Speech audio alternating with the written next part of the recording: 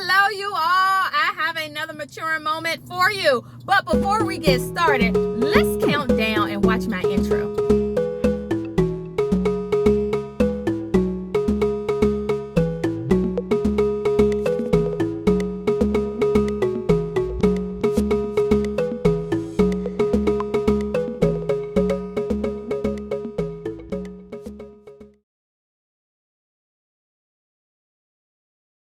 All right, you guys, so today maturing moment, thank you to everyone who actually voted. So I'm going to be recording more maturing moments for you all as God leads.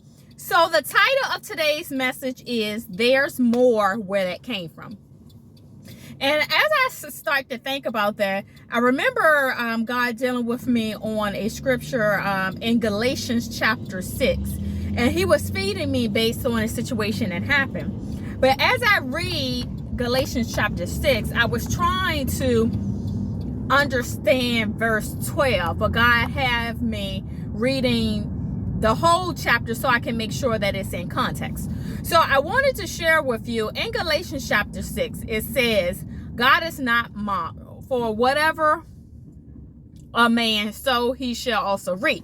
So I got to thinking about that when it talks about there's more where that came from. And God is just saying to me, per se, we cannot expect to have more if we do not sow. Okay. And what I mean by that is, let's just say your desire is, okay, God, I want to make sure that I have more clothes in your closet, or you can say I want to have more food, or etc. So in order to have more, you have to sow. How are you supposed to reap if you're not sowing these things, right? And think about this: when you're spring cleaning and when you're winter cleaning, you're trying to clean out your house to make sure that you have room for more stuff, and also make sure that your house is tidy, right? So I'm sharing this as we talk about spring cleaning and winter cleaning. You're trying to clean out things.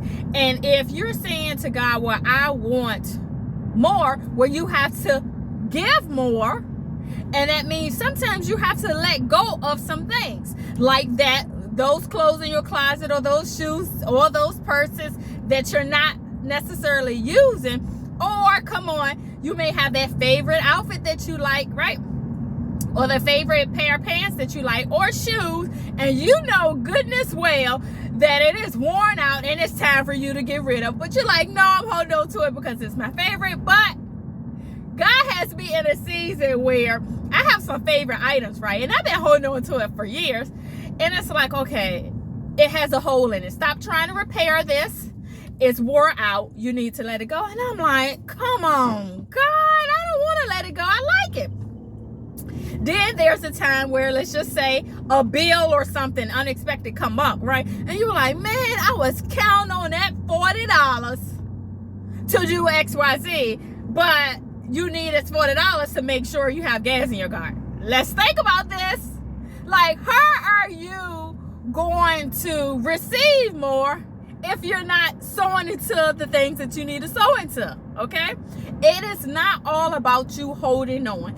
And I'm learning, for one, that I can hold on to some things, right? And I hold on to some things, and that's because when I grew up, my mom, she had to raise me and my siblings by herself with the help of my older sister, as my dad passed away when we was in elementary school, right? So my mom's resources was very limited. So because her resources was limited, there's a certain mindset and a certain resources that she did not have because of that, right?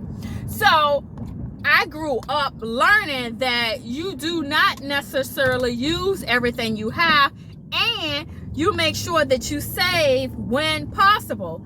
So when things come up, I'm like, okay, I got something in the rainy day fund. But what happens if nothing is in the rainy day fund and you have to use it? So I want you to get in your mind what God is telling us, that whatever you sow, you will also reap.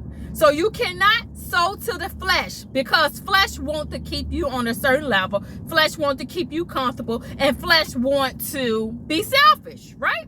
Being selfish is keeping money to yourself, not helping people when you know that you can help.